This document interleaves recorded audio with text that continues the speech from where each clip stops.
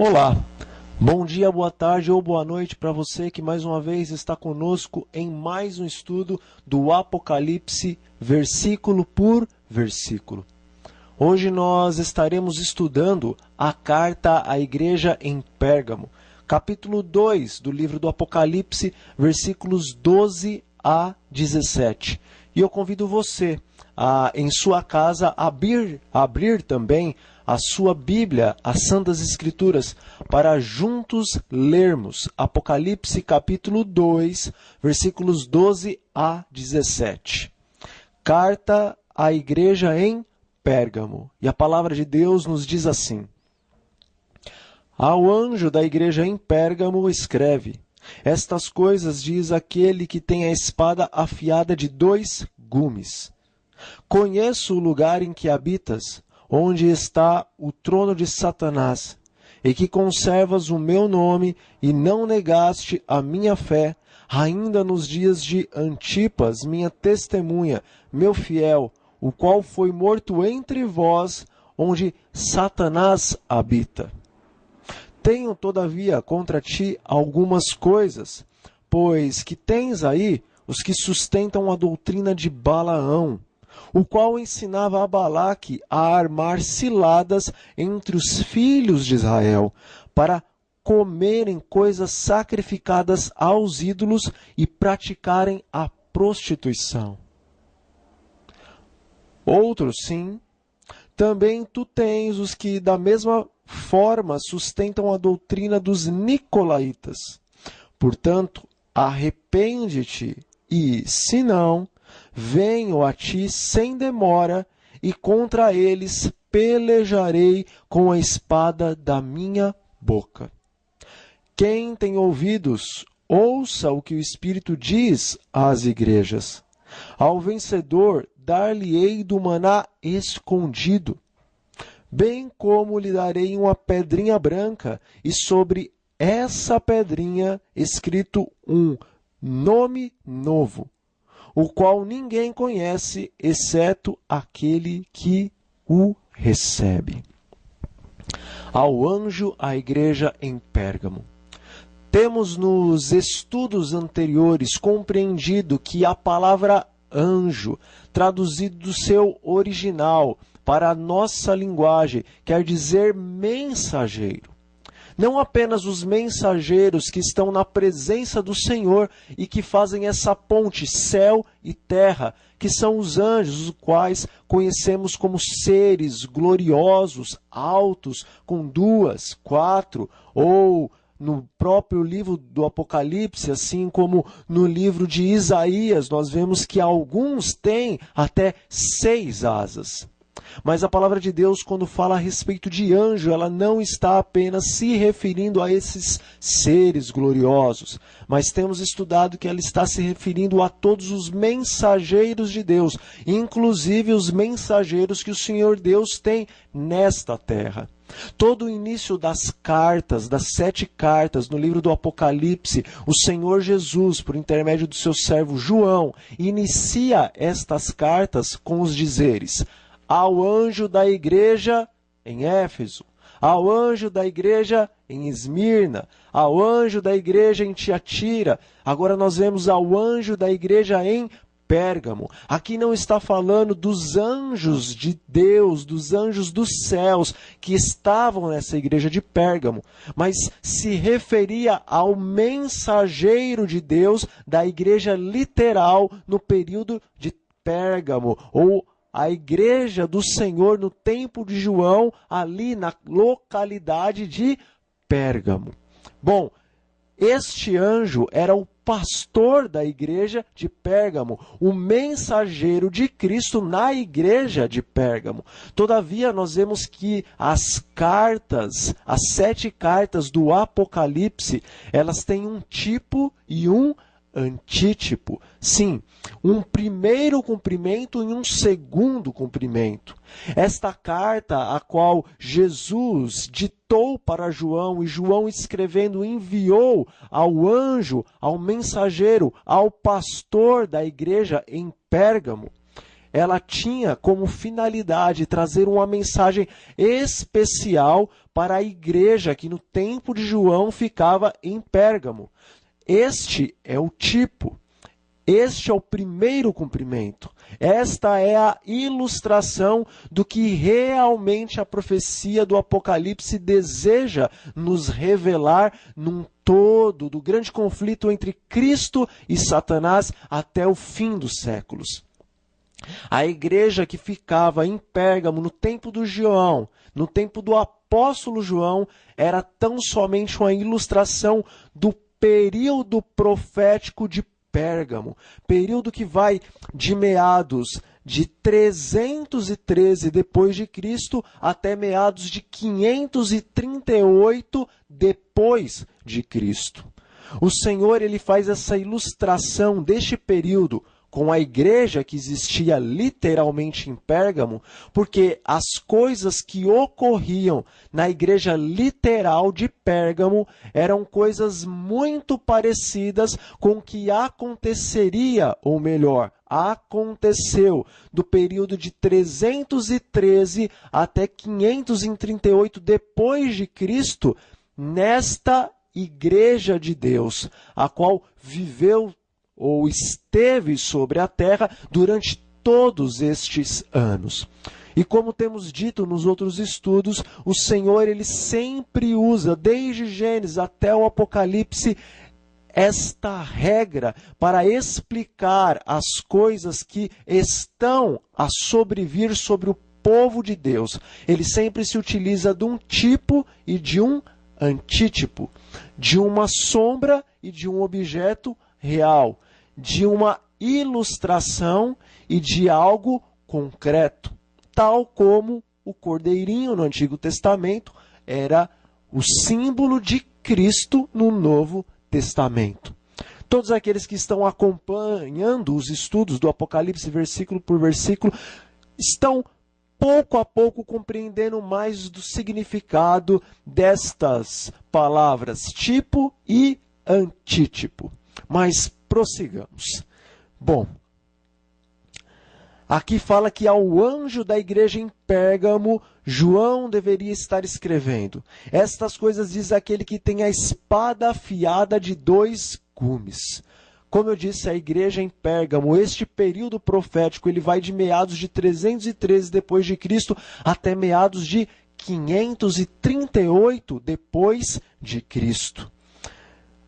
Este foi o período em que houve a introdução do paganismo. Foi o período da igreja em que o paganismo começaria a ser introduzido no meio do povo de Deus e o período em que as tradições humanas também estariam tomando o lugar do assim diz o Senhor. Até este momento, meados de 313, o cristianismo ainda era uma religião praticamente pura. Quase todos os cristãos eles davam verdadeiro valor à palavra de Deus, não à palavra dos homens. Todos seguiam aquele exemplo de Pedro quando estava diante dos fariseus e quando os fariseus disseram que ele e os demais discípulos, os demais apóstolos, não deveriam mais pregar, não deveriam mais ensinar, não deveriam mais curar, fazer milagres e maravilhas em nome de Jesus. Então Pedro, com autoridade, todavia com simplicidade e respeito pelas autoridades judaicas, ele disse que eles mesmos, os líderes judeus, deviam julgar o que era correto. Eles obedecerem aos homens, obedecerem às tradições humanas ou obedecerem a Deus, obedecerem a sua palavra. Até meados do ano 313 da nossa era cristã, os cristãos ainda obedeciam 100% à palavra de Deus. A regra de suas vidas e de tudo quanto eles faziam era a palavra de Deus. Mas a partir deste ano 313, um pouco antes e um pouco depois, começou-se a introduzir o paganismo e começou-se a introduzir as cerimônias que vinham, na verdade, de homens. e não da parte de Deus. Por isso o Senhor fala que este período, a sua palavra, que é como uma espada de 2 gumes, estaria presente de uma maneira toda especial no coração daqueles que fossem fiéis e sinceros neste período. A palavra de Deus é como uma espada de 2 gumes, Antigo Testamento e Novo Testamento. Toda a Escritura, como nós vemos no próprio Novo Testamento, ela é inspirada por Deus, ela é útil para o ensino, ela é útil para a correção, ela é útil para a repreensão, ela é útil para educar o homem em todos os bons caminhos do Senhor.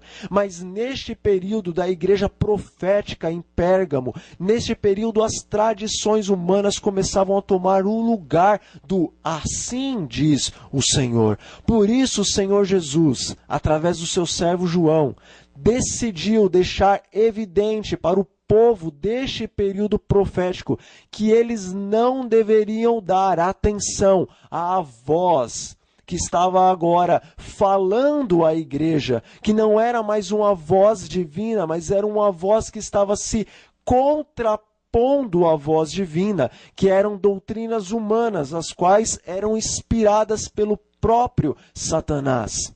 Neste período em que a palavra de Deus estava entrando em conflito dentro da igreja com a palavra de Satanás, então o Senhor deixou, através do início dessa carta, de maneira bem evidente, que os homens, os filhos de Deus, deveriam dar atenção não às tradições de homens, mas sim à palavra de Deus, que é como uma espada cortante de 2 gumes, a qual penetra profundamente juntas e medulas, dividindo-as e discernindo assim o que vai dentro do coração do homem. Mas vamos continuar em nosso estudo. Jesus também disse assim, através do seu apóstolo João: conheço o lugar em que habitas, onde está o trono de Satanás. Em Pérgamo, no período de João, no local onde literalmente ficava a igreja de Pérgamo, ali foi construído o templo do deus Zeus. O deus Zeus, nós sabemos que ele é o deus maior do panteão grego. Nós vemos que na doutrina, nas filosofias gregas, existem inúmeros deuses, mas existia um Deus maior, talvez o mais poderoso, e o qual vemos que também é pai de muitos deuses, os quais geraram outros deuses, enfim. Não me aprofundo muito a respeito dessas coisas, todavia é bom que eu saiba, é bom que você saiba uma parte, pelo menos, destas doutrinas, para que não venhamos a ser contaminados com elas, mas sim possamos combater contra essas doutrinas e também entender que, em comparação com a pura doutrina bíblica, elas estão completamente em desacordo. Mas, enfim, ali no lugar onde ficava a igreja de Pérgamo, que era a cidade de Pérgamo, existia um grande templo, o maior dos templos, o grande templo do deus Zeus para os gregos. Posteriormente, esse templo, que era dedicado para o deus Zeus, ele foi dedicado a Esculápio. Esculápio era o deus serpente. E por que Jesus fala que na cidade de Pérgamo ficava o trono de Satanás? Bom, a palavra de Deus nos diz no livro de Ezequiel, nos diz no livro de Isaías também, que Satanás, ele tinha em seu coração o desejo de ser como Deus, quando ele estava nos céus. Sim, o seu coração se ensoberbeceu por causa de sua beleza, por causa de sua sabedoria, por causa do seu poder, por causa do comando o qual ele tinha sobre os anjos, porque ele era o querubim cobridor, e nós vamos ver em todo o Apocalipse e também no decorrer de toda a Bíblia, que Satanás ele tinha uma autoridade sobre os anjos tal como Cristo tinha essa autoridade sobre os demais anjos dos céus. Nós vemos que Satanás, o querubim cobridor, ele só estava abaixo do Pai, do Filho e do Espírito Santo. Abaixo da divindade, abaixo do Deus triuno, estava Satanás, que até então era Lúcifer. E este era o querubim cobridor e era o maior entre todos os anjos. Por isso era grandiosamente admirado pelas hostes angelicais. Mas o desejo de Satanás não era apenas ser o maior dentre os anjos e estar acima deles na hierarquia dos céus. O desejo dele é que ele agora estivesse tal como o Altíssimo, ou até superior ao Altíssimo. Essa é a loucura de Lúcifer, essa é a loucura de Satanás. Não sabemos o porquê isso realmente aconteceu, porque a própria Bíblia, quando vai descrever sobre o pecado de Lúcifer, diz: ó estrela da manhã, como caístes, filho da alva?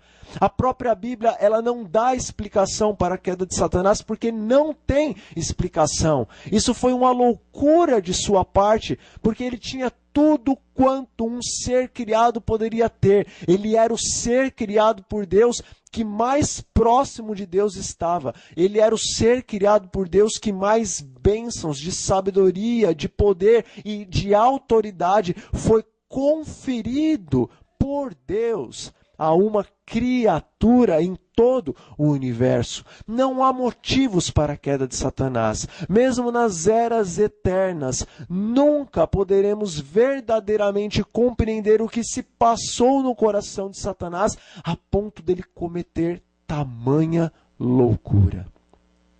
Mas, enfim, aquilo que Satanás não conseguiu no céu, porque houve guerra no céu, e Satanás e os seus anjos foram expulsos, porque Miguel, Cristo, e os seus anjos batalharam contra ele, contra Satanás, que é o dragão, e contra os seus anjos, e os expulsaram do céu, e não mais se achou o lugar, o posto que eles tinham no céu dos céus, e agora eles foram lançados para a terra.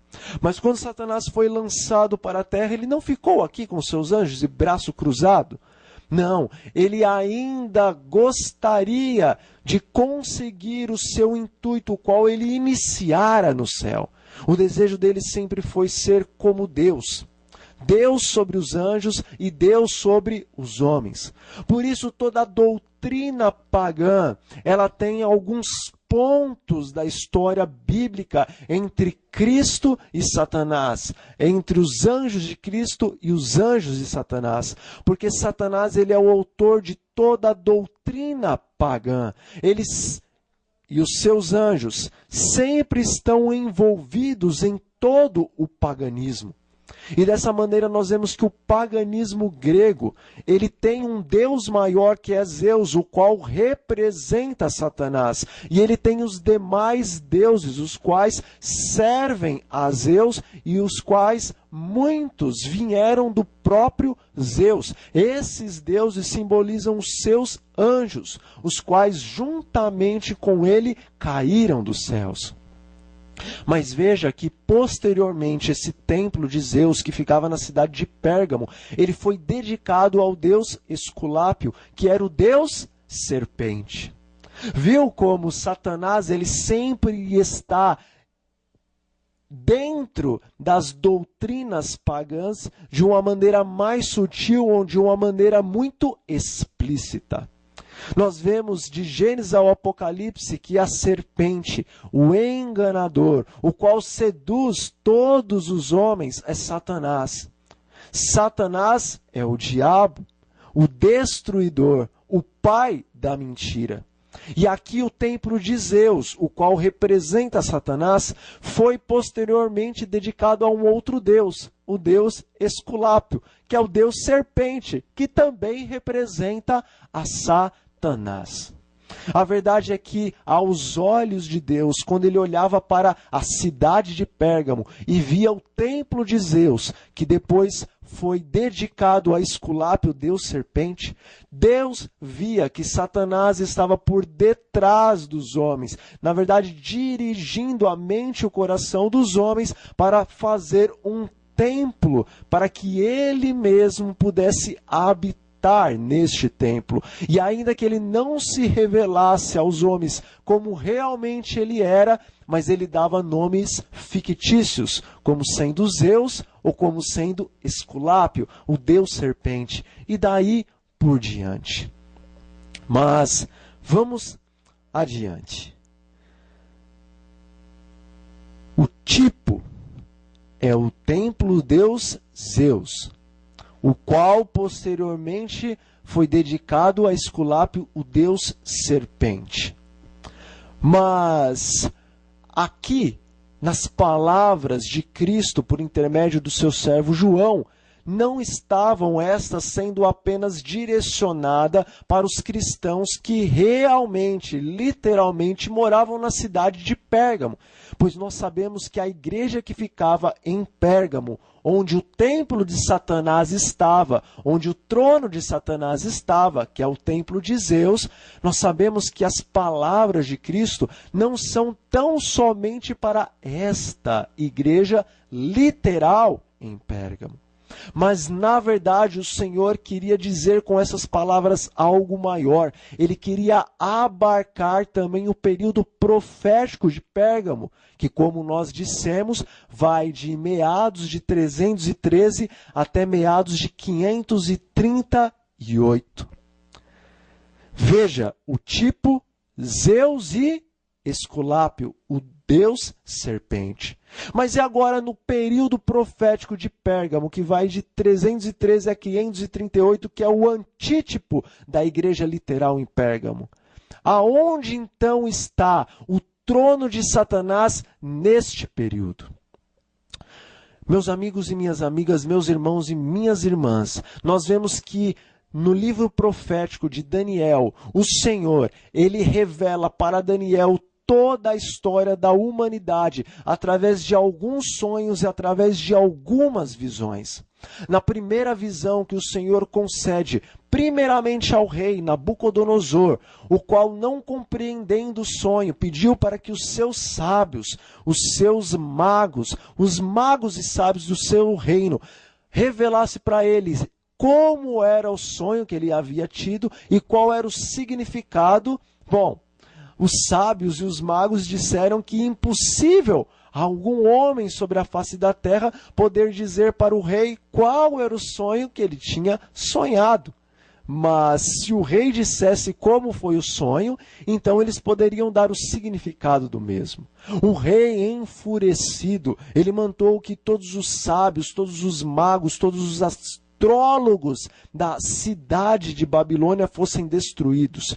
Todavia, havia um entre estes sábios, que era Daniel. Daniel, a palavra de Deus diz que ele havia, de Deus, recebido o dom de interpretar sonhos. Ele não havia recebido o dom de adivinhar qual sonho o rei havia tido, mas ele tinha o dom de interpretar os sonhos se o rei contasse para ele.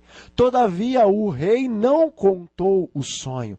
E Daniel se viu, então, agora entre aqueles sábios, nessa situação, a qual o rei disse que, se ninguém revelasse como era o sonho e qual o seu significado, então todos os sábios, magos, astrólogos e etc. do seu reino deveriam morrer. E Daniel, e também os seus outros amigos, Ananias, Azarias e Misael, estavam neste meio e eles iam morrer. Por isto, neste momento, Daniel e os seus amigos oraram ao Deus do céu e pediram que, além da interpretação do sonho, Deus também revelasse qual era o sonho, tal como o rei Nabucodonosor havia pedido. Daniel fez esse pedido grandiosíssimo para o Deus dos céus, porque ele sabia que se o Deus Todo-Poderoso, o qual havia dado o sonho para Nabucodonosor, se Deus desse o sonho também para Daniel e a interpretação do sonho, então não o nome de Daniel seria exaltado, mas Daniel, fazendo esta revelação, exaltaria diante dos babilônicos o Deus, o qual os israelitas, o qual os hebreus adoravam. E assim aconteceu. Deus mostrou para Daniel qual o sonho que o rei havia tido. E além de mostrar para Daniel qual foi o sonho que o rei Nabucodonosor havia tido, Deus explicou o que este sonho significava. O sonho, ele é um pouco grande e a sua explicação é complexa, mas enfim, o sonho era mais ou menos esse: havia uma grande estátua cuja sua cabeça era de ouro, o seu peito e os seus braços eram de prata, o seu ventre era de bronze e as suas pernas eram de ferro e os seus pés eram de ferro misturados com o barro. E Daniel, quando começou a explicar o sonho para o rei, ele disse que Deus havia mostrado para o rei, através desse sonho, todos os reinos do mundo até a consumação dos séculos, até o período em que a grande pedra viria e então acertando os pés da estátua, que era uma mistura de barro com ferro, toda aquela estátua ruiria, se transformaria em pó, este pó seria levado pelo vento, e então aquela pedra que simboliza a vinda de Cristo iria agora crescer, crescer, crescer e tomar posse de todo o globo e se tornar um reino eterno, o qual é o reino da glória, o qual é o reino do Senhor Jesus Cristo. Neste sonho, o Senhor estava revelando a Nabucodonosor e também a Daniel que todos os impérios, desde o período de Nabucodonosor até o último império, o grande império que existisse na terra, todos estes impérios não eram da parte de Deus, mas eram impérios os quais o próprio Satanás dava poder para estes líderes dominar sobre a terra. E o intento desses líderes, desses reis, destes impérios, um destes intentos era que a doutrina pagã de seu império se proliferasse por todo o domínio do império que eles tinham, que era, na maioria dos casos, quase toda a terra, ou quase todo o mundo habitado do período desses reis. Enfim, todos os impérios que existiram no mundo, eles eram impérios dominados por Satanás. Os reis que se assentavam no trono destes impérios eram reis que, em quase 100% dos casos, eles estavam sob o poder e o domínio de Satanás. Veja, a cabeça de ouro que Nabucodonosor viu representava, diz o profeta Daniel em seu livro profético, que é o livro de Daniel, esta cabeça representava Babilônia. Mas o peito de prata e os braços de prata representavam um reino posterior, sucessivo à Babilônia. E nós vemos na história do mundo que o reino que sucedeu à Babilônia foi o Império Medo e Persa. Depois do Império Babilônico, o qual Deus havia destruído, então Satanás suscita um novo império, o Império Medo-Persa. Este império também tinha como seu general invisível Satanás. Mas a profecia continua. O profeta Daniel vê que o ventre da estátua, ele era de bronze e ele simbolizava um reino ou um império que viria após o reino e o império Medo-Persa. Nós vemos na história do mundo que o império, o grande império que se levantou após a Medo-Persa é o império dos gregos, tendo como seu grande general, o primeiro grande general, Alexandre o Grande. Todavia, o sonho não acabou aí. Além do ventre de bronze, o profeta também viu que as pernas da estátua eram de ferro, fortes e que esmiuçavam todas as coisas. Nos outros sonhos e nas outras visões posteriores que Daniel teve, o Senhor deu uma explicação mais minuciosa do que esse reino de ferro verdadeiramente fazia ou faria sobre a face da terra e até mesmo, e de maneira especial, com os servos do Senhor que estivessem habitando na terra no período deste império que era representado no sonho de Nabucodonosor como pernas de ferro. Que reino é este que veio depois da Grécia, que no sonho de Nabucodonosor era representado como as pernas de ferro? Vá à história, vá às enciclopédias e veja que o único reino, o único grande império mundial que veio após o império dos gregos foi Roma. Roma pagã, o grande império que dominou por séculos e mais séculos. No tempo da igreja em Pérgamo, dos meados de 313 a 538, o grande império que estava no mundo era o Império Romano. Então o Senhor agora faz o antítipo daquele templo de Zeus, com aquele trono de Zeus, que posteriormente foi dedicado a Esculápio, deus serpente. Ele agora faz o antítipo deste trono de Satanás, que era o trono do grande imperador ou dos grandes imperadores romanos. Sim, o trono de Satanás no período de Pérgamo era o trono dos grandes imperadores romanos. Neste período, Roma estava dominando sobre a face da terra. Um dos grandes símbolos de Roma neste período era o dragão, o qual ia à frente do escudo dos soldados romanos. Ainda que talvez os romanos não compreendessem que o dragão, Satanás, estava reinando sobre Roma e através do seu reinado em Roma, ele reinava em todos os países e nações, civilizações, os quais estavam sob o poder de Roma. Então, assim, ele acabava sendo, por Roma, o general de todas as nações. Os romanos, em boa parte, não compreendiam quem verdadeiramente lhes dava este poder.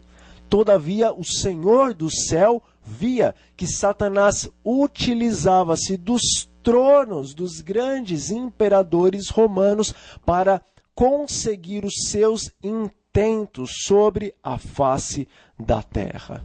Mas vamos adiante. E que conservas o meu nome, e não negaste a minha fé, ainda nos dias de Antipas, minha testemunha, meu fiel, o qual foi morto entre vós, onde Satanás habita.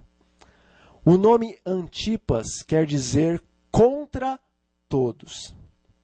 Antipas foi um cristão, o qual morreu no ano de 92 depois de Cristo na cidade de Pérgamo. Antipas lutava contra as leis que o Estado colocavam sobre os cristãos e também o jugo do Estado romano sobre todos aqueles que estavam debaixo de sua autoridade. Antipas, ele foi contra tudo e ele foi contra todos nesta visão da verdade e da mentira. Antipas, ele não se subjugava à mentira, a qual no período dele vinha da parte dos romanos e até mesmo da parte dos próprios judeus e de outras civilizações que queriam deturpar a verdade com o erro. Mas Antipas, ele permanecia firme em seus propósitos. E os propósitos de Antipas era servir a Cristo. Os propósitos de Antipas não era ser um rebelde contra o rei, porque a própria palavra de Deus diz que nós devemos honrar o rei. Todavia, como Pedro disse, antes importa obedecer a Deus do que aos homens. Antipas, ele não era um vândalo. Antipas, ele não era um anarquista. Antipas, ele não era um fanático. Mas Antipas era fiel testemunha de Cristo. Antipas cria na Bíblia e ele não se subjugava diante do Estado quando este estava querendo se interpor às leis e às normas de Deus. Antipas não morreu no período da igreja profética de Pérgamo, mas ele morreu no ano 92 depois de Cristo, e a igreja profética de Pérgamo inicia-se em 313 depois de Cristo.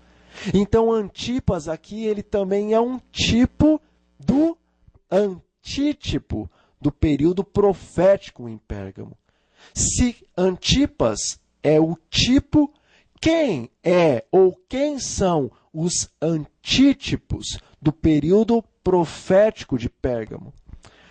O antítipo ou os antítipos são todos os servos fiéis de Deus no período profético da igreja de Pérgamo. Assim como Antipas era contra todos os erros de sua época, todos que na época de 313 a 538 depois de Cristo eram contra todos os erros que estavam no Estado e que estavam na igreja, estes eram os Antipas, que eram uma ilustração do verdadeiro Antipas que morreu em 92 depois de Cristo. Estava agora entrando o erro dentro da igreja e nós vamos compreender isso um pouco mais a fundo. Então os fiéis de Cristo, as fiéis testemunhas de Cristo, os quais tinham a palavra de Deus, que é como uma espada de 2 gumes, que corta, penetra profundamente, discerne a verdade do erro, discerne o que vai dentro do coração do homem, se é o erro ou se é a verdade. Os fiéis de Deus neste período da igreja em Pérgamo, eles lutavam com a espada de Deus contra todos os erros que estavam se introduzindo dentro da igreja de Cristo. Vamos adiante. Tenho, todavia, contra ti. O Senhor tinha uma advertência contra a igreja do período profético de Pérgamo. Tenho, todavia, contra ti algumas coisas. Pois que tens aí os que sustentam a doutrina de Balaão, o qual ensinava a Balaque a armar ciladas diante dos filhos de Israel, para comerem coisas sacrificadas aos ídolos e praticarem a prostituição.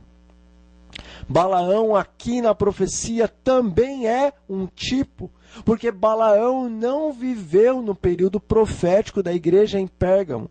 E Balaão nem sequer viveu na igreja literal que existia na cidade de Pérgamo.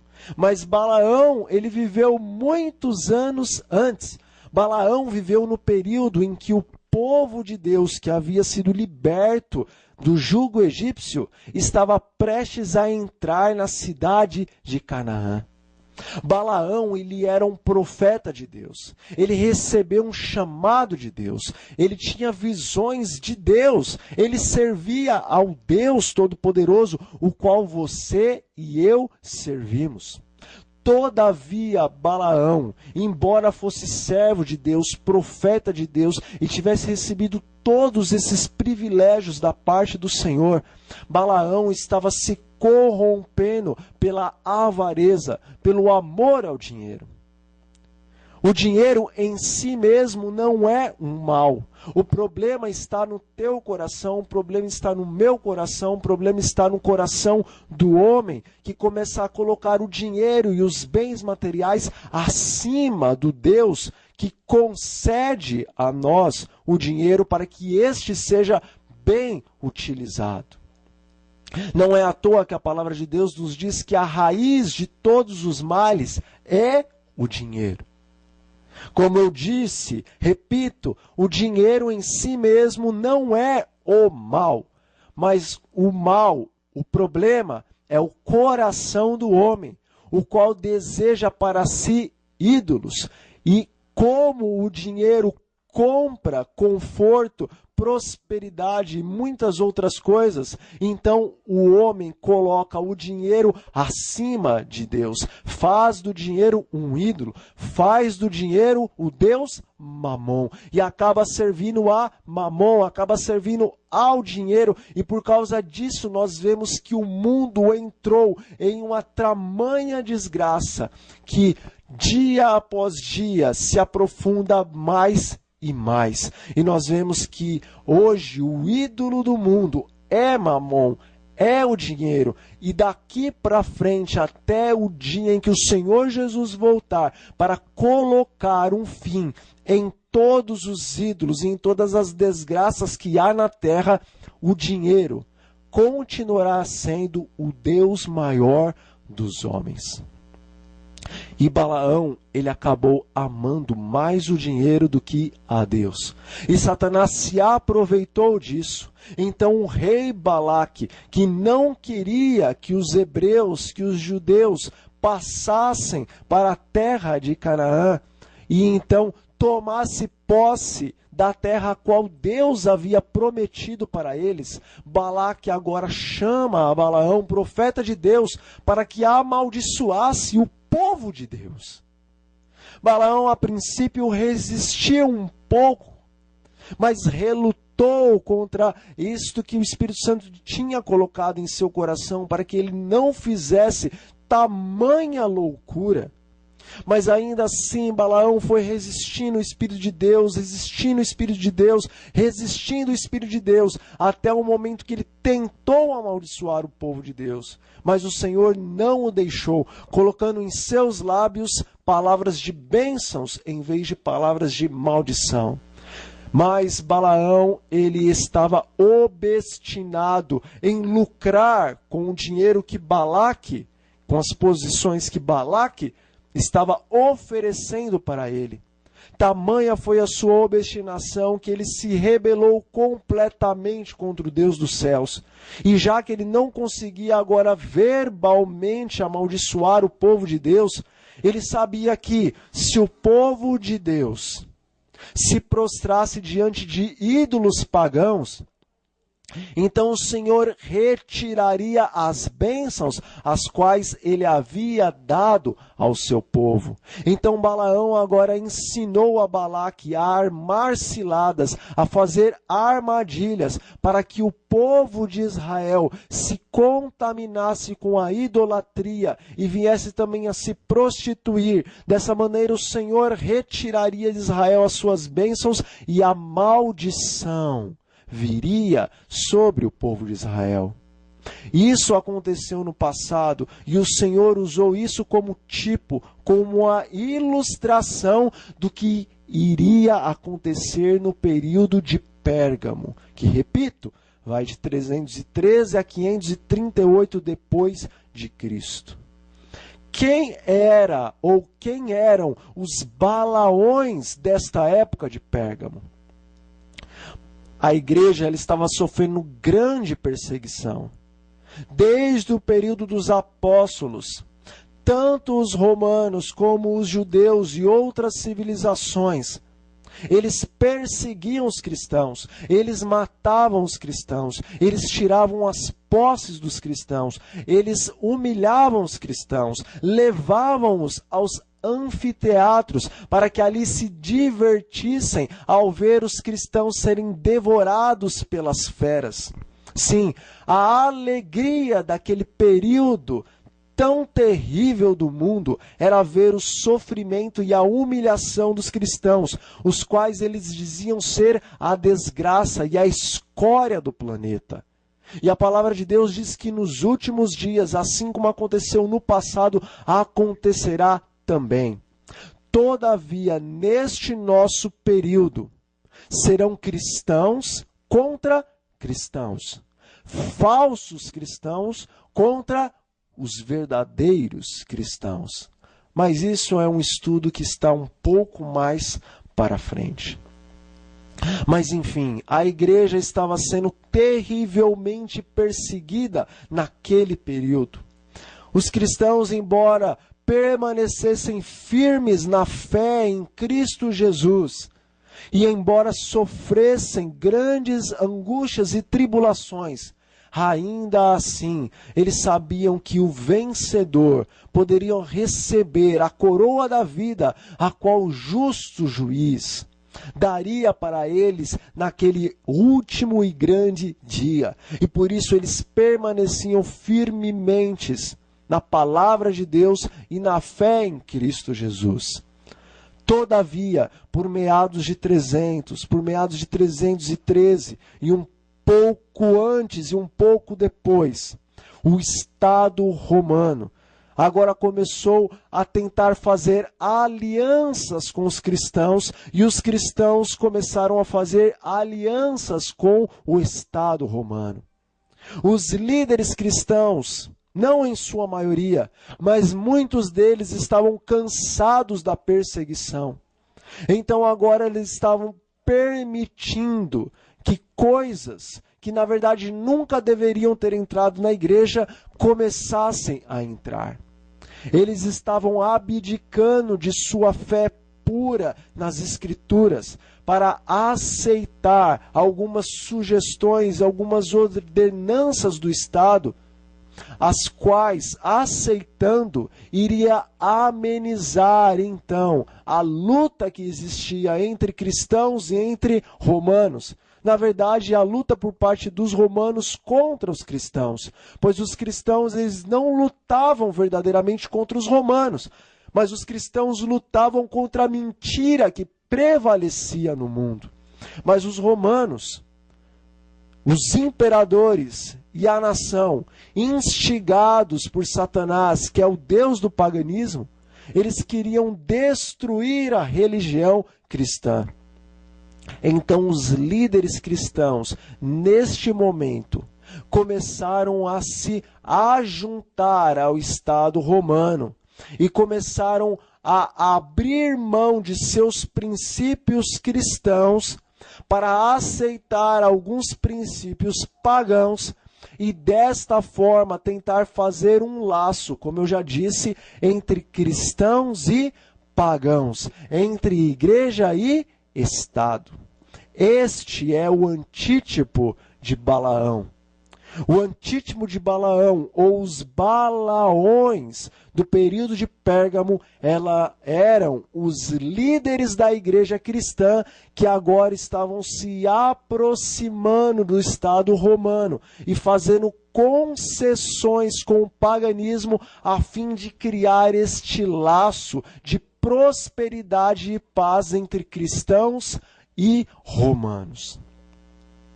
Logo que eles começaram a se ajuntar com os romanos, é claro que os romanos, eles não se abdicaram do seu paganismo, de sua doutrina, de sua cultura. Eles estavam até dispostos a maquiar este seu paganismo, essa sua adoração aos ídolos, essa sua forma de viver. Eles estavam até dispostos a maquiar tudo isso. Todavia, eles não iam abrir mão de tudo isso. Então, quem tinha que abrir mão de seus princípios eram os cristãos, para aceitar então as doutrinas pagãs e a maneira dos pagãos viverem, para que houvesse harmonia entre a igreja e entre o Estado. Então, tal como Balaão sabia que a única maneira de o povo de Deus ser amaldiçoado era então fazer com que este povo se voltasse à idolatria e também à prostituição. Agora os líderes cristãos, eles sabiam que a única maneira de trazer paz, não uma paz celestial, mas uma paz terrenal entre a igreja e entre o Estado. A única maneira desses líderes poderem gozar dos benefícios financeiros e da prosperidade, assim como dos grandes, elevados cargos, os quais o Estado romano estava oferecendo a eles, a única maneira era fazer com que houvesse uma aliança harmônica entre cristãos e romanos, entre a igreja e entre o Estado. E agora, aceitando essa prosperidade que a Roma oferecia a eles, então eles começavam paulatinamente, de maneira quase que imperceptível, a introduzir dentro da igreja a idolatria e a prostituição. Todavia, essa não é uma prostituição tal como no período de Balaão, que era uma prostituição literal entre os judeus e as mulheres daquela cidade, daquela nação que estava lutando contra os israelitas, que eram as midianitas. Mas aqui a prostituição que os balaões do período de Pérgamo estavam ensinando à igreja do período profético de Pérgamo a fazerem em suas vidas era uma prostituição espiritual. Pois a igreja, ela tem como seu marido a Cristo, porque a própria palavra de Deus diz que Cristo é o marido da igreja, é o cabeça da igreja, e a igreja é a sua noiva, e Cristo é o seu marido, o seu esposo, o qual um dia virá a casar-se espiritualmente com a sua igreja. E até então, o povo cristão daquela época tinha como seu marido a Cristo. E nós, como podemos aceitar a Cristo como nosso marido? Quando nós aceitamos as doutrinas de Cristo, as leis de Cristo em nosso coração, então somos a sua igreja, somos a sua esposa, estamos casados espiritualmente com Cristo, porque aceitamos a Cristo em nosso coração, aceitamos as doutrinas de Cristo em nosso coração. Mas como então há uma prostituição espiritual? Como acontece essa prostituição? E como ocorreu essa prostituição no tempo de Pérgamo? Bom, quando os líderes da igreja de Pérgamo começaram a se misturar com os governantes do Estado romano, do Império Romano. Então agora o Império Romano começou a fazer algumas exigências. Essas exigências, tanto sociais, políticas, econômicas e religiosas, elas iam contra as doutrinas puras que Cristo, o marido da igreja, havia colocado em seu coração, no coração da igreja. Então agora esses líderes, para conseguir os benefícios de Roma, eles aceitavam então ser os intermediários entre o Estado e a igreja. E aquilo que o Estado então decidia para que a economia, a sociedade e a própria religião dos cristãos fizessem, vivessem, tivessem para si, esses líderes gradativamente iam trazendo de uma maneira sutil para a igreja. Sem o povo perceber, as doutrinas pagãs, as doutrinas de Satanás, elas estavam sendo introduzidas na igreja de Deus. E desta maneira estava acontecendo uma prostituição espiritual. E a idolatria, nós vamos ver que justamente neste período da igreja de Pérgamo, começou-se a introduzir a adoração aos ídolos dentro da igreja. Aos santos apóstolos, eles começaram a ser vistos de uma maneira diferente, como antes eles não haviam sido vistos. Os próprios líderes da igreja começaram a ser vistos como figuras grandiosas, figuras diferenciadas do povo de Deus. E com isso, a igreja, a qual tão somente adorava o Deus dos céus, paulatinamente, gradativamente e crescentemente, ela começou a aceitar ídolos dentro do seu conjunto de doutrina, algo que desde quando os apóstolos assumiram à frente da igreja, nunca havia acontecido, mas agora estava acontecendo. Veja, algumas coisas que a partir desta época começaram a ser introduzido dentro da igreja. A oração pelos mortos começou a ser introduzido dentro da igreja por volta do ano 300 depois de Cristo. A igreja pura, a doutrina pura, a igreja que tinha a Cristo como noivo, eles não oravam pelos mortos, porque eles entendiam que os mortos estavam descansando, estavam em um sono profundo, e quando o Senhor Jesus voltasse a esta terra no último dia, então ao ressoar da última trombeta, os mortos em Cristo ressuscitariam. Eles entendiam que no momento em que a pessoa morre, acabou para ela, fechou-se a porta da graça. Aquele que está em Cristo permanece em Cristo, e depois, quando Cristo voltar, este é ressuscitado para viver eternamente com o seu Senhor. Mas aquele que morreu longe de Cristo também acabou o seu tempo de graça. Tal como ele desceu a cova, no momento em que ele for ressuscitado, assim estará o seu coração, ou a favor do Senhor, ou contra o Senhor.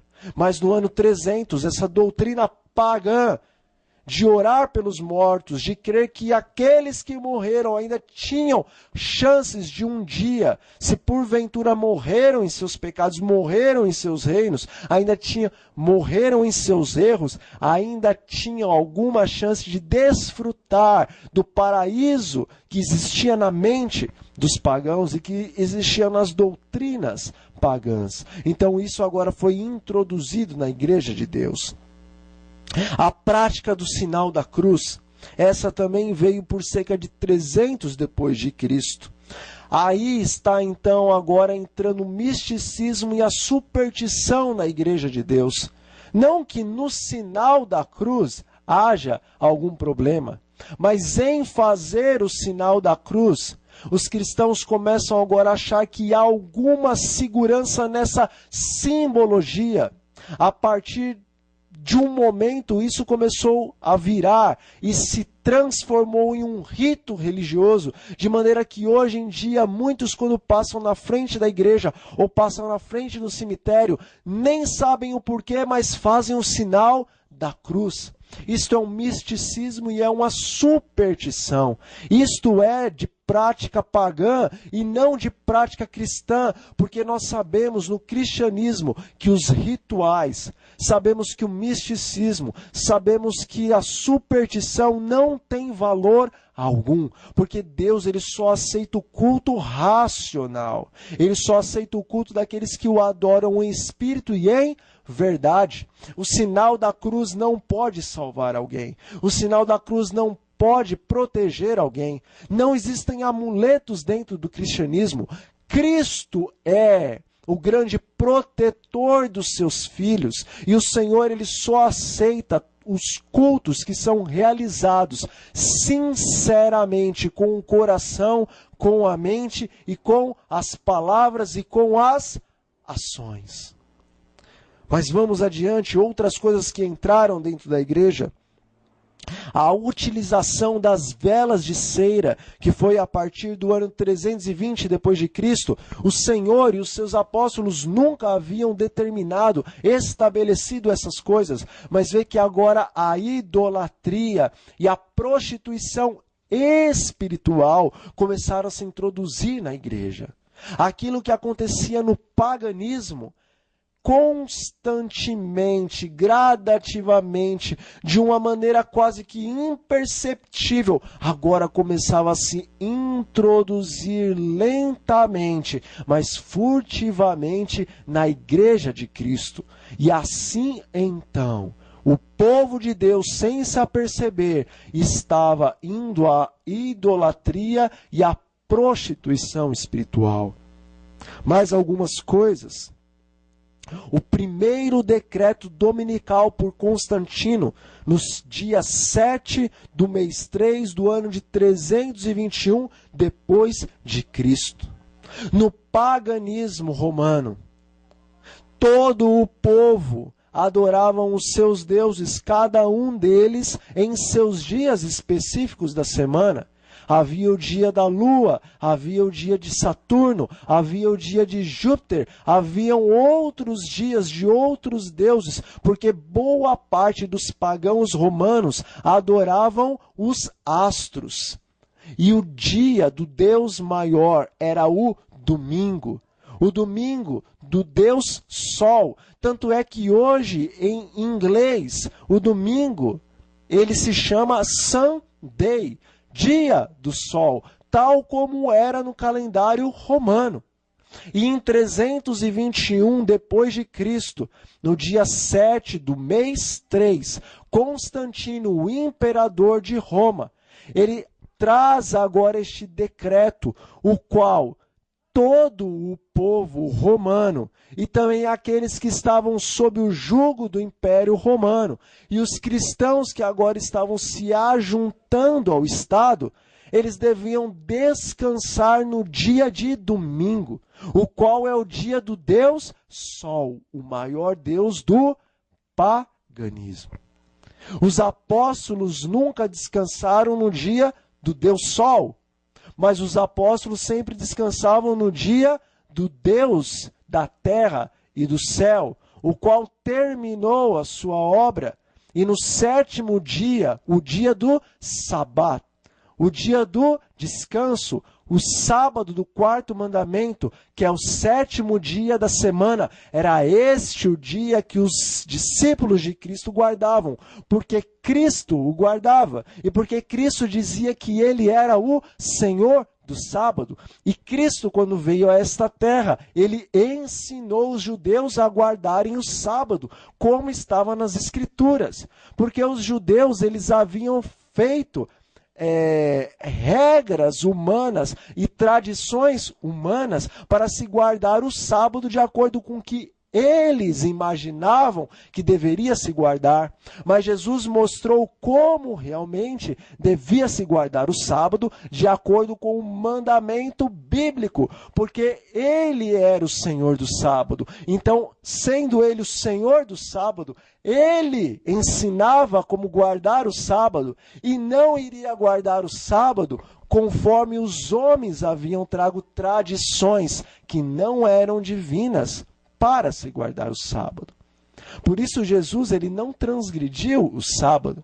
Jesus, ele ensinou a guardar o sábado bíblico porque ele é Senhor sobre o sábado. E todos os discípulos guardaram o sábado.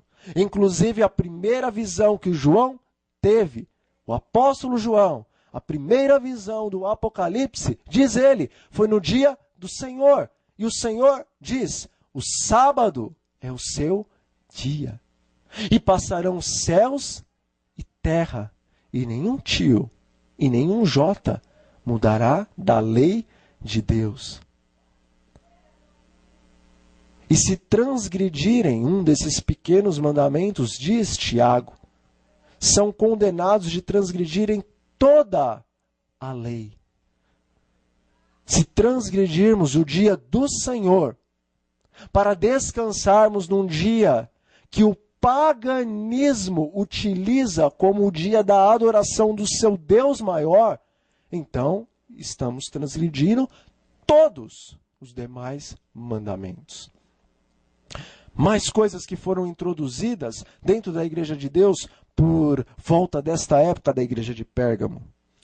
A mudança do sábado para o domingo como dia de repouso. Em 321 foi o primeiro decreto dominical, mas em 364 depois de Cristo, no Concílio de Laodiceia, então foi-se determinado que o domingo devia ser colocado em lugar do sábado. Pode o homem mudar as leis de Deus? Tem o homem autoridade para remover os mandamentos de Deus e em lugar dele colocar mandamentos de homens? Por isso que Daniel, no capítulo 7, no versículo 25, diz que chegaria um tempo em que a lei de Deus seria lançada por terra e seria pisada pelos homens. Neste momento, em 321 depois de Cristo e em 364 depois de Cristo, verdadeiramente a lei de Deus foi lançada por terra. E o mandamento, o qual diz que o Senhor é o Criador do céu, da terra e do mar, e que Ele é dono de todas essas coisas, foi retirado e agora foi introduzido, colocado uma regra que todos os cristãos deveriam descansar e adorar a Deus, não no dia que Deus com o seu próprio dedo havia estabelecido, mas no dia em que os homens haviam assim, em 321 e posteriormente em 364, alterado e descartado o mandamento, trazendo as tradições humanas. Não foi isso que Jesus disse também aos fariseus, que eles quebravam os mandamentos de Deus, cumprindo as tradições de homens? A história sempre se repete. Os tipos e os antítipos.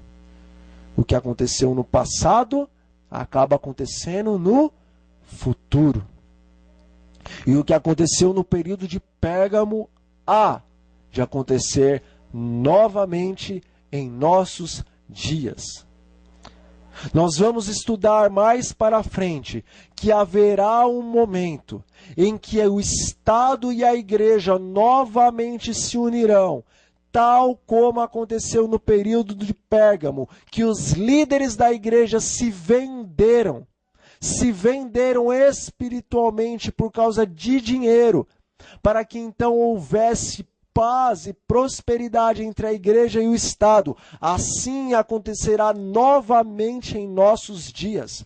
A igreja e o Estado, que até então estão separadas, elas se unirão novamente. E os decretos, os quais o Estado colocar para que a igreja cumpra com essas leis, a igreja aceitará fazer isto, porque ela prefere as bênçãos do Estado, ela prefere os cargos do Estado, ela prefere as posições que o Estado, o mundo, que Mamon, que o dinheiro pode conceder a ela, do que as bênçãos que Deus pode conceder a ela.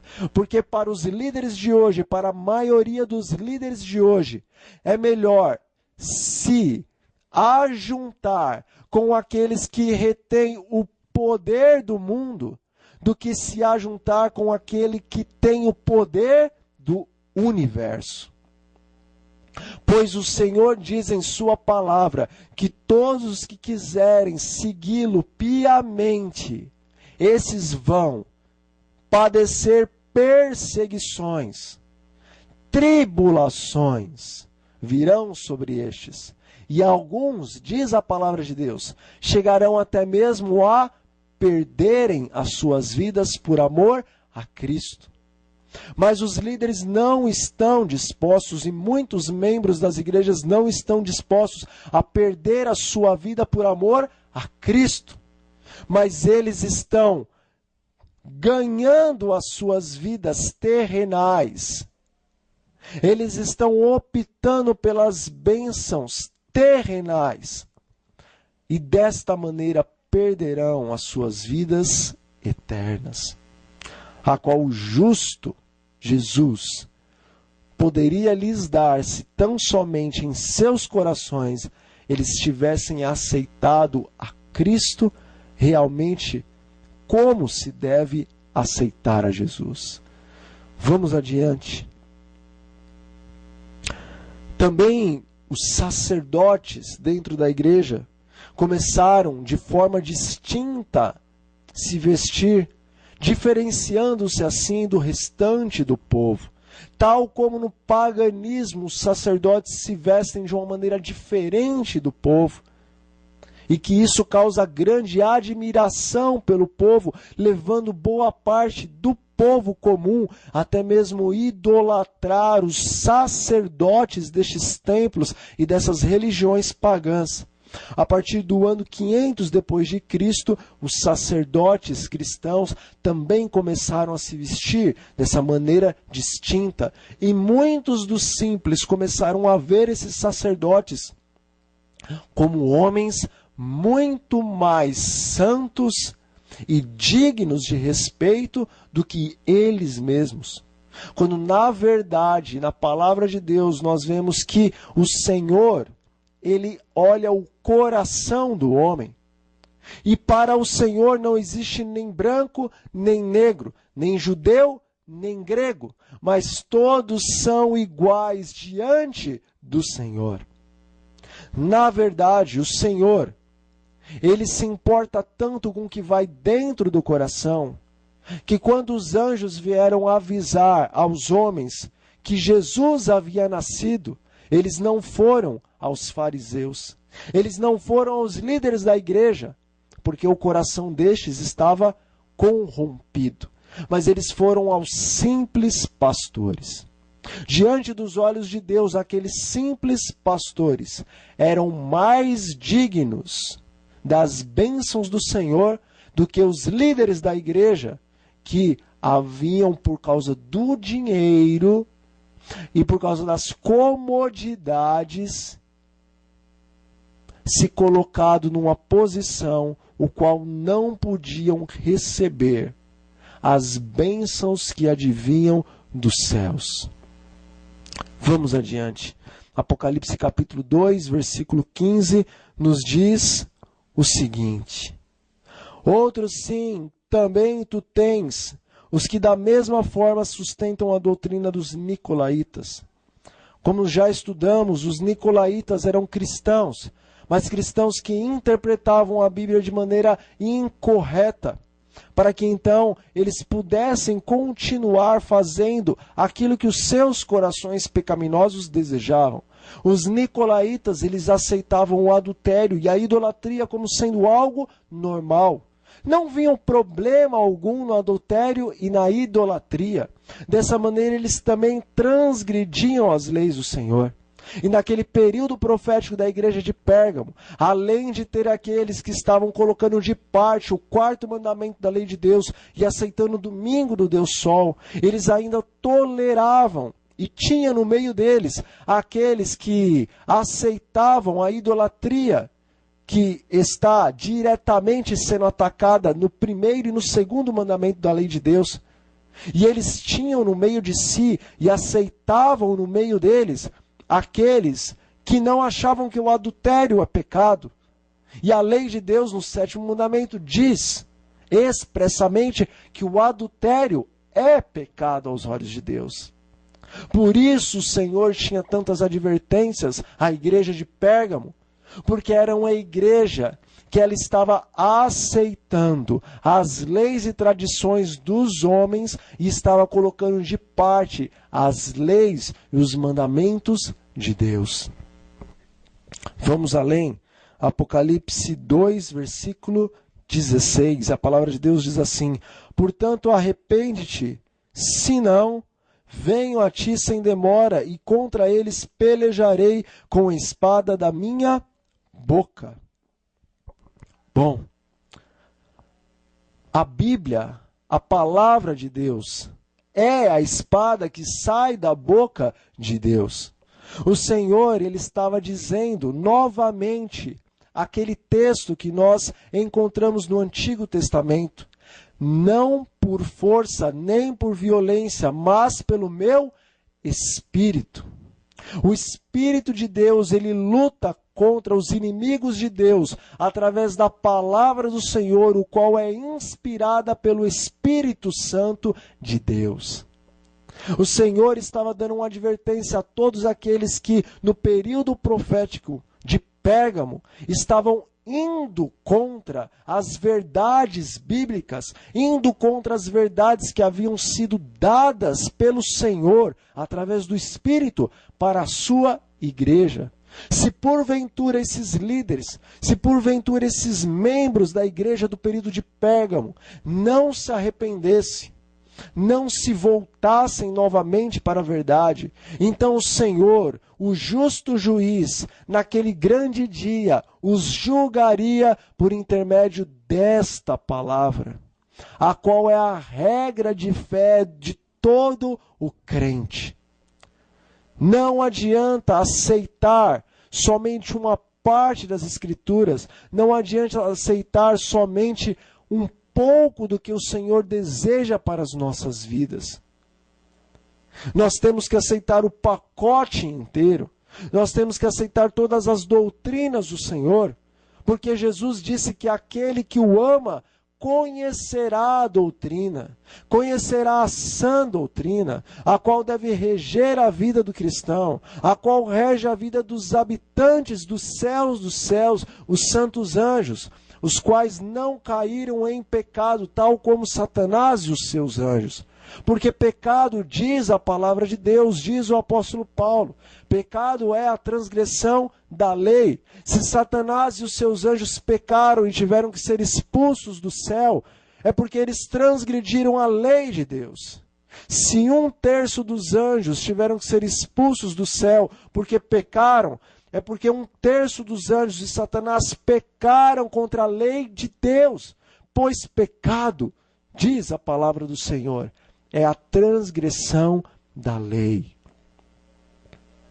E esses 2/3 dos anjos, os quais não foram expulsos dos céus, eles permaneceram fiéis à lei do Senhor. A palavra de Deus, de Gênesis até o Apocalipse, ela é uma explanação da santa lei do Senhor. De Gênesis até o Apocalipse, a palavra de Deus explana o que é amar a Deus sobre todas as coisas e o que é amar ao seu próximo como a si mesmos. E a lei que nos mostra o que é amor é a lei que estabelece 4 mandamentos com relação ao que é amar a Deus sobre todas as coisas, e outros 6 mandamentos que estabelecem o que é amar o próximo como a ti mesmo. A palavra de Deus é a lei de Deus. Aqueles que não aceitam toda a palavra, aqueles que não aceitam toda a lei, mas aqueles que querem lançar um pouco ou muito da palavra para escanteio, esses vão ser julgados pela palavra. Porque lembre-se que Satanás, quando enganou a Eva, ele não contou só mentiras, mas ele falou mais verdades e introduziu um pouco de mentira no meio das palavras que ele estava dizendo, no meio das verdades que ele estava dizendo. Portanto, meu amigo e minha amiga, meu irmão e minha irmã, o Senhor no dia do juízo, Ele julgará os homens por intermédio de sua palavra. A palavra de Deus nos diz que a lei do Senhor será a lei do juízo. Todos os homens serão julgados mediante a lei. Portanto, não sejamos como o povo do período de Pérgamo, o qual aceitava parte das Escrituras, mas não aceitava todas as Escrituras. Misturavam a verdade com o erro, e por conta disso serão julgados pelo erro que eles aceitavam. Vamos concluir Apocalipse capítulo 2, versículo 17. Quem tem ouvidos, ouça o que o Espírito diz às igrejas. Ao vencedor, dar-lhe-ei do maná escondido, bem como lhe darei uma pedrinha branca, e sobre essa pedrinha escrito um nome novo, o qual ninguém conhece, exceto aquele que o recebe. O maná escondido. Quando o povo de Deus estava peregrinando no deserto, o Senhor, em sua misericórdia, enviava diariamente para eles o maná. De segunda, ou melhor, de domingo a quinta, do primeiro dia da semana até o quinto dia da semana, caía-se todos os dias pela manhã maná. E eles colhiam e comiam. Mas no sexto dia, na sexta-feira, caía-se porção dobrada do maná, para que então eles comessem uma parte e guardassem outra parte, para que eles comessem no dia do sábado, pois no sábado não cairia maná, pois o Senhor queria mostrar aos judeus, aos hebreus, que o dia do sábado era um dia especial para a adoração e comunhão com Deus dos céus. O maná que caiu naquele tempo lá no deserto, o Senhor Jesus mostra que era um tipo do antítipo que é Ele mesmo. Ou seja, o maná que caiu lá para os hebreus era uma ilustração do verdadeiro pão que desceu do céu, que é Cristo Jesus. Cristo é o alimento espiritual. Cristo é o que verdadeiramente pode nos sustentar espiritual, mental e fisicamente. Nem só de pão viverá o homem, mas de toda a palavra que sai da boca de Deus. Mas a palavra de Deus, dizem as Escrituras, também é o próprio Cristo. Porque no princípio ele era a palavra. E a palavra estava com Deus, e a palavra era Deus. Jesus é a palavra, e ele diz: eu sou o pão do céu, o qual desceu do céu, veio a este mundo para alimentar. Jesus veio a este mundo como o pão que desce do céu, para alimentar com a palavra de Deus a você e a mim. Em Cristo nós somos espiritualmente sustentados. Todavia ao vencedor lhe será dado do maná escondido. Lá no tempo de Moisés, eles recolheram um pouco desse maná que caía diariamente e eles colocaram dentro de uma urna. E eles pegaram essa urna e entraram no tabernáculo, no Santo dos Santos, e ali naquela urna, naquela arca que ficava dentro do tabernáculo, eles introduziram aquela pequena urnazinha com o maná lá na arca. Isto era um tipo. A história sempre se repete. Isto era uma ilustração do que realmente aconteceu. Caía o pão do céu, o maná naquele tempo, mas aquele maná foi recolhido e colocado dentro da Arca da Aliança. A Arca da Aliança, ela representa o trono de Deus, e o Santíssimo e o Santo do santuário, do tabernáculo que existia aqui na terra, representa o tabernáculo que existe no céu, que é a Nova Jerusalém, é a cidade santa do Senhor, pois a palavra de Deus no livro de Hebreus também nos diz que há um santuário nos céus, o qual não foi construído por mãos humanas, mas o qual foi construído pelo próprio Deus. Cristo, ele diz que ele é o pão que desceu do céu, muito diferente do pão o qual os seus pais, os judeus que caminharam no deserto, haviam comido e morrido. Cristo é o pão verdadeiro que desceu dos céus. Mas esse pão, após ele ter morrido e ressuscitado, o Senhor o recolheu e colocou agora na arca. Sim, colocou na arca que está lá nos céus, que é o próprio trono de Deus, que está no meio da cidade de Deus. Cristo é o pão que desceu dos céus para você e para mim, e após ele ser recolhido novamente aos céus, ele foi colocado junto ao trono de Deus. Ao vencedor lhe será dado estar lá nos céus, na presença de Cristo, que é o maná escondido nos céus.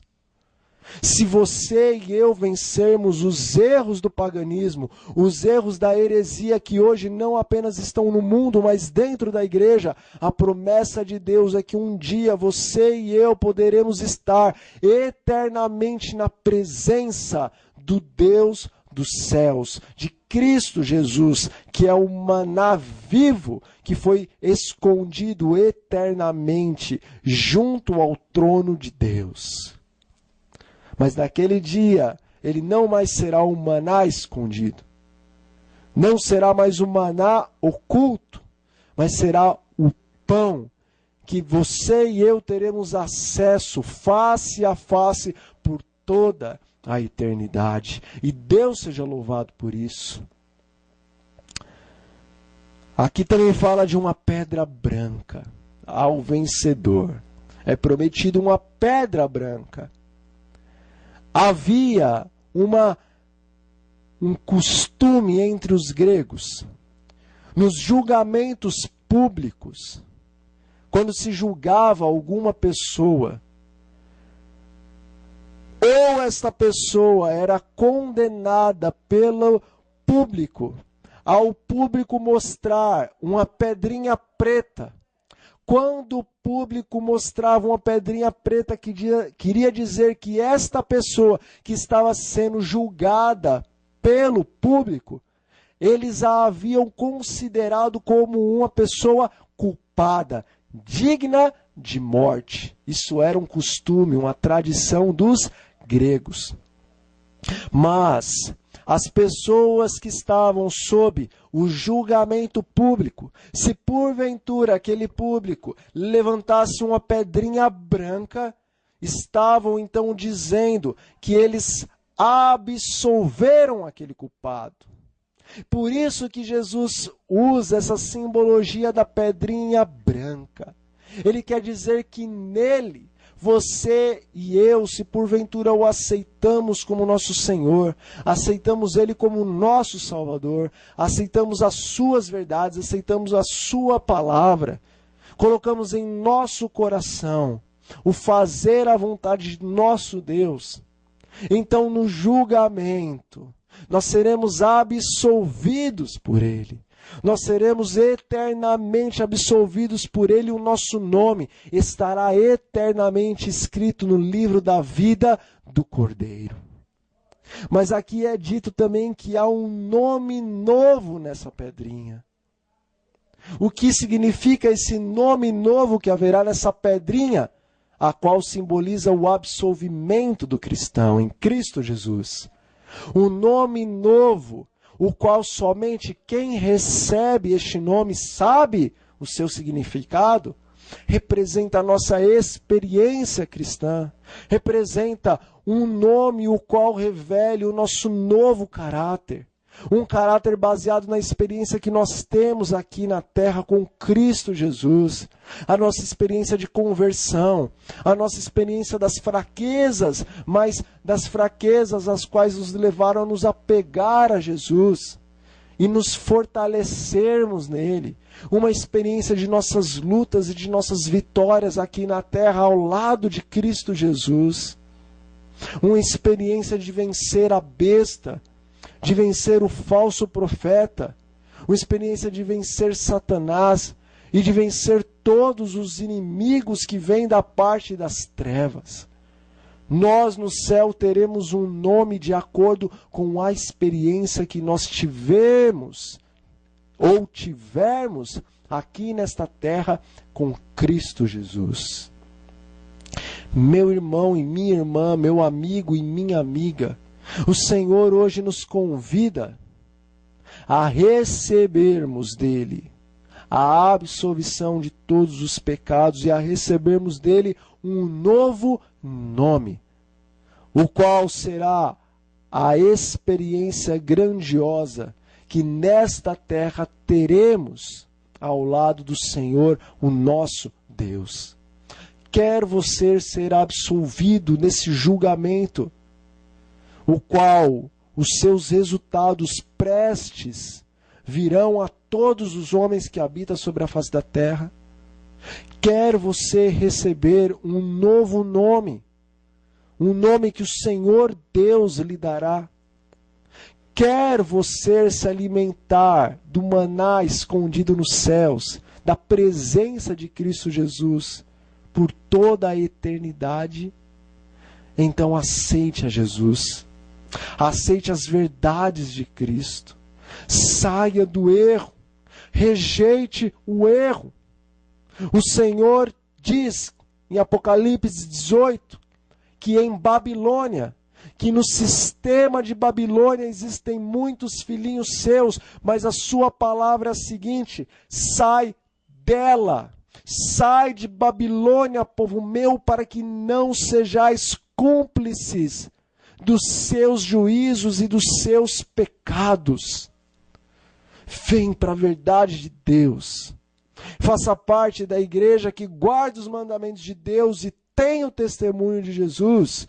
É para este povo que o Senhor te chama, pois o dragão, que é Satanás, ira-se contra a mulher, que é a igreja, e sai, diz o Apocalipse, capítulo 12, versículo 17, sai nos últimos dias a fazer guerra contra o restante da igreja de Deus, que são os que guardam os mandamentos de Deus e têm o testemunho em Jesus.